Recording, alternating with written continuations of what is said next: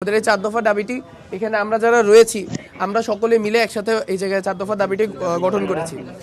এখানে এখানে মূলত আমরা আমাদের মধ্যে যে দেখেছি যে গত 2 থেকে 3 সপ্তাহ যাবত ধরে যে গুপ্ত হত্যা হচ্ছে, সেই গুপ্ত হত্যার ভিতরে আমরা একটা প্যাটার্ন লক্ষ্য করেছি এবং সেই প্যাটার্নের ভিত্তিতে আমরা এই 4 দফা দাবিতে উপনীত হয়েছি। আমাদের যেই নিরাপদ বাংলাদেশ গঠনে আমাদের যে 4 দফা দাবি, সেই 4 দফা দাবিটি নিম্নরূপ।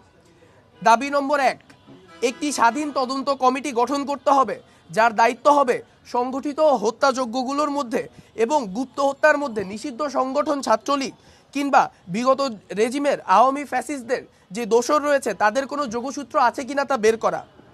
আগামী 48 ঘন্টার মধ্যে তদন্ত কমিটি গঠন করে 7 কার্যদিবসের মধ্যে তার প্রতিবেদনটি প্রকাশ করতে হবে।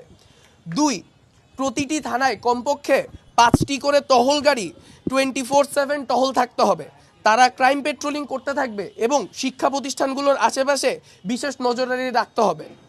3, প্রতিটি ওয়ার্ডের গুরুত্বপূর্ণ সংযোগস্থলে কমপক্ষে 4 সদস্য বিশিষ্ট নন লিথেল ওয়েপনধারী একটি প্লাটুন বা টিম নিযুক্ত করতে হবে। তারা ওই নির্দিষ্ট এলাকার পাহারাদারি করবে এবং এলাকায় কে ঢুকছে কিংবা বের হচ্ছে তার মনিটরিং করবে। এদের ক্ষেত্রে সরকারের পক্ষ থেকে তাদেরকে ভাতা নিশ্চিত করতে হবে। 4, বাংলাদেশ ছাত্রলীগকে নিষিদ্ধকরণের পরও এই জঙ্গি সংগঠনের সাথে সংশ্লিষ্ট অনলাইনে ও ময়দানে সক্রিয় সকল নেতাকর্মীদেরকে এবং তাদের সহযোগীদেরকে নির্মূল করার জন্য স্বরাষ্ট্র মন্ত্রণালয়ের অধীনে একটি টাস্কফোর্স গঠন করতে হবে। এই টাস্কফোর্সের কার্যক্রমকে বেগবান করতে রাষ্ট্রের সকল গোয়েন্দা সংস্থাকে তৎপরতা বৃদ্ধি করতে হবে এবং তাদেরকে এখানে তৎপর ভূমিকা পালন করতে হবে।